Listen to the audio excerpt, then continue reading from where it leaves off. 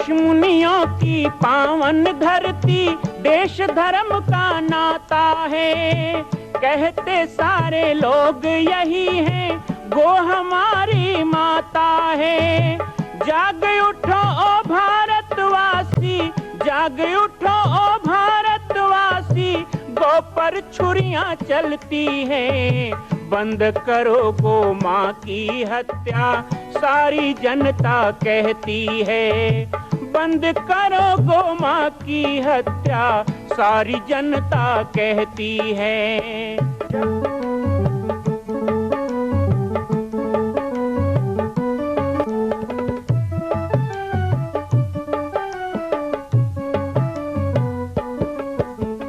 जगह जगह पर बूचड़ खाना, लाखों गौएं कटती हैं। किसे सुनाए व्यथा हमारी, नैना नीर बहाती हैं। रक्षा करना गौ माता की, रक्षा करना गौ माता की, गीता ज्ञान सिखाती है। बंद करो गो माँ की हत्या, सारी जनता कहती है। बंद करो गो माँ की हत्या, सारी जनता कहती है।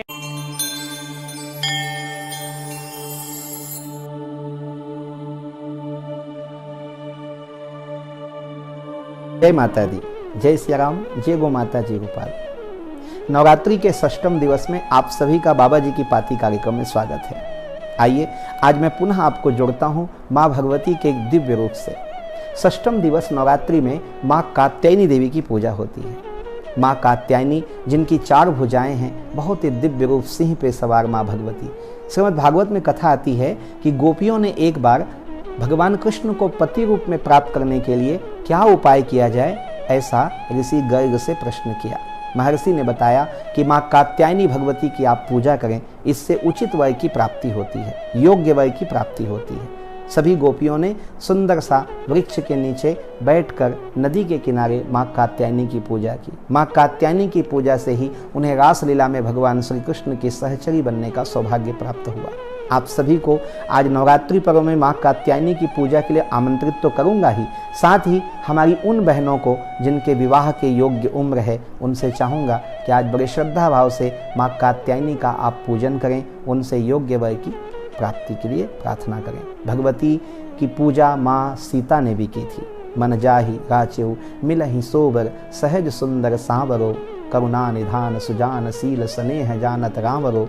यह शब्द गोस्वामी तुलसीदास जी के हैं, लेकिन यह विधान प्राचीन ऋषि मुनियों का है। ऐसे माँ कात्यायनी को प्रणाम। ओम ह्रीं बगुलामुखी देव्यै ह्रीं ओम नमः।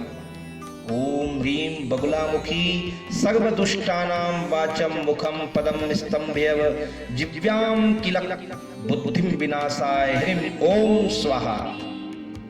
हल्दी या पीले कांच की माला से 8 माला माँ बगुलामुखी का जो भी जाप करता है, जाप के नियम के अनुसार किसी गुरु से पूछकर, तो जीवन के सारे कष्ट उसके दूर हो जाते हैं। माँ बगुलामुखी 10 महाविद्या की प्रमुख देवी है। माँ बगुलामुखी की साधना युद्ध में विजय होने और शत्रुओं के नाश के लिए की जाती है।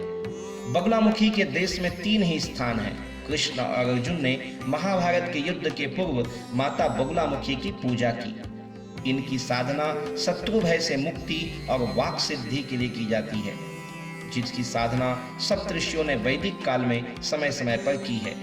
इसकी साधना से जहां घोर शत्रु अपने ही विनाश बुद्धि से पराजित हो जाते हैं, वहीं साधक का जीवन निष्कंटक तथा लोकप्रिय बन जाता है। भारत में माँ बगुलामुखी के 3 ही प्रमुख ऐतिहासिक मंदिर माने गए, जो क्रमशः दतिया मध्य प्रदेश में, कांगड़ा हिमाचल में तथा नलखेड़ा जिला शाजापुर मध्य प्रदेश में है। तीनों का अलग अलग महत्व है। ऐसे माँ बगुलामुखी को हम सत सत प्रणाम करते हैं। जय माता दी, जय माता दी। आइए 10 महाविद्या के पावन प्रसंग को आगे बढ़ाएं। माता के 10 रूपों में बहुत ही दिव्य रूप माता भगवती त्रिपुर भैरवी। माता त्रिपुर भैरवी हमारे समस्त कष्ट को दूर करके तीनों लोकों को प्रकाशित करती है। इसीलिए उन्हें त्रिपुर भैरवी के रूप में जाना जाता है। माता त्रिपुर भैरवी की महिमा में आद्य जगत गुरु शंकराचार्य जी ने कई स्तोत्र लिखे। शुद्ध सनातन धर्म में आद्या शक्ति से उत्पन्न जिन 10 महाविद्या के स्वरूपों का वर्णन है, उसमें महाविद्या है माँ भैरवी, या इन्हें त्रिपुर भैरवी भी कहा जाता है। महाविद्या से तात्पर्य ही है ऐसी शक्तियां जो माया या अविद्या या अज्ञान से मोक्ष की तरफ ले जाएं। माँ भैरवी भय का स्वरूप है, लेकिन अपने भक्तों और संतानों के लिए वो माँ रूप है। माँ भैरवी को त्रिपुर भैरवी भी कहा जाता है, क्योंकि वो त्रिपुर अर्थात हमारे शरीर के अंदर विद्यमान 3 स्थितियों जागृति, स्वप्न और सुसुप्ति से पार ले जाती है। माँ त्रिपुर भैरवी को भगवान शिव के ऊपर विराजमान दिखाया गया। शिव अर्थात पदार्थ, अर्थात माँ भैरवी हमें पदार्थ स्वरूप जगत से पार ले जाती है। मूलाधार चक्र में माँ को कुंडली जागरण का आधार बताया गया। माँ त्रिपुर भैरवी को कुंडलिनी शक्ति का आधार मूलाधार चक्र की अधिष्ठात्री देवी कहा गया है। मूलाधार चक्र को जागृत कर वो हमें इस संसार रूपी माया से ज्ञान की तरफ ले जाती है। माँ त्रिपुर भैरवी को संहारक शक्ति भी माना गया है।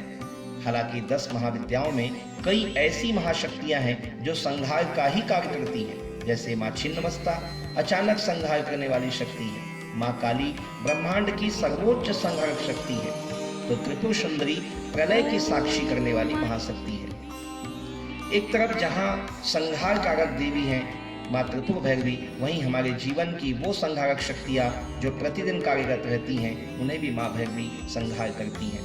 माँ त्रिपुर भैरवी हमारे शरीर की कोशिकाओं का धीरे धीरे संहार व क्षय करती है, ताकि नई कोशिकाओं का निर्माण हो सके। वो हमारी सृजन की शक्तियों को कम करती जाती है, हमें वृद्धावस्था की तरफ ले जाती है, हमारे अज्ञान का संहार करती है। उनकी संहारक क्रिया निरंतर चलती रहती है। इस अर्थ में वो निरंतर परिवर्तनशीलता की महाशक्ति है जो अवश्यंभावी है। माँ त्रिपुर भैरवी हमारे शरीर को जन्म से मृत्यु की तरफ ले जाने वाली महाशक्ति है। ऐसे त्रिपुर भैरवी को हम नमन करते हैं। ओम ऐं ह्रीं क्लीं चामुंडाय विच्चे। माता के 51 रूपों का दर्शन करते करते कैसे 8 दिन बीत गया पता ही नहीं चलता। आज दुर्गाष्टमी, शक्ति का पर्व। शक्ति की अधिष्ठात्री देवी माँ दुर्गा, और माँ दुर्गा के उन्हीं विभिन्न रूपों को भारत के अनेक स्थानों पर समेटे हुआ है 51 शक्तिपीठ। अभी तक हमने बांग्लादेश, नेपाल, भारत के विभिन्न स्थानों पर माता के विभिन्न रूप और मंदिरों के दर्शन किए। विभिन्न नाम वाली, विभिन्न महिमा से सुशोभित भगवती सती के जहां जहां अंग गिरे वहां वहां शक्तिपीठ का निर्माण। माता सती ने वर मांगा था कि मैं जहां जहां गिरूं वहां वहां शक्तिपीठ बने, लेकिन आप भी भैरव के रूप में वहां विराजित हो। इसीलिए क्रमशः हमने आपको बताया कि जहां जहां माँ है अलग अलग रूपों में, अलग अलग नाम में, वहीं अलग अलग नाम से भैरव भी माता की सेवा और सुरक्षा के लिए वहां उपस्थित है। पश्चिम बंगाल के वीरभूम जिले में नंदीपुर स्थित बरगद के वृक्ष के समीप माता के गले का हार गिरा। शक्ति वहां पे नंदिनी नाम से विराजित है और भैरव को वहां नंदिकेश्वर कहते हैं। इसी तरह इंद्राक्षी जो श्रीलंका में है, त्रिंकोमाली में माता की पायल गिरी, इसकी शक्ति इंद्राक्षी, और भैरव को राक्षसेश्वर कहते हैं। अंबिका अज्ञात स्थान में माता के पैर की अंगुलियां गिरी, इसकी शक्ति को अंबिका, और यहाँ भैरव को अमृत कहते हैं। आप सभी ने ये 51 शक्तिपीठ की कथा सुनी। 4 से 5 स्थान जो अभी अज्ञात अर्थात या तो वो समुद्र में डूब गए या प्रलय काल में कई जगह पर घटनाएं होने से वो भूगर्भ में स्थित है। कभी कभी हम ऐसी कथाएं सुनते हैं कि माता ने किसी को स्वप्न दिया कि मैं यहाँ स्थापित हूँ, मुझे बाहर निकालो। इसी प्रकार बहुत जगह पर माता के कई स्थान प्रकट हुए। मैं आपका ध्यान आकर्षण कराना चाहूँ छत्तीसगढ़ में माता बमलेश्वरी, जिसे माँ विमला कहा जाता है। इसी तरह दंतेश्वरी जो दंतेवाड़ा में स्थापित है, दंतों का, दानवों का अंत करने वाली। उग्र शक्तिपीठ में माँ रतनपुर महामाया। छत्तीसगढ़ में मोरध्वज की राजधानी रतनपुर, जहाँ माता महामाया स्थापित है। पाटेश्वर धाम जिस जिला में है, यही बालोद में नहर की खुदाई पर माता की एक भव्य मूर्ति हमें प्राप्त होती है, जिसे गंगा मैया के नाम से हम सभी जानते हैं। माता के अनेक रूप, छत्तीसगढ़ के कई शक्तिपीठ ऐसे दिव्य गुणों से सुशोभित हैं और आलोक से आलोकित हैं। आइए माता के पर्व में हम सभी देवियों को प्रणाम करते हुए 51 शक्तिपीठ की यात्रा को यहाँ पर विश्राम दें और आप सभी के लिए माँ भगवती की पावन आशीर्वाद की कामना करें। ओम ऐं ह्रीं क्लीं चामुंडाय विच्चे। जय माता दी। मां कौशल्या की पावन जन्मभूमि छत्तीसगढ़ प्रांत में बालोद जिला में स्थित है श्री सर्वसिद्ध शक्तिपीठ जामड़ी पाटेश्वर धाम।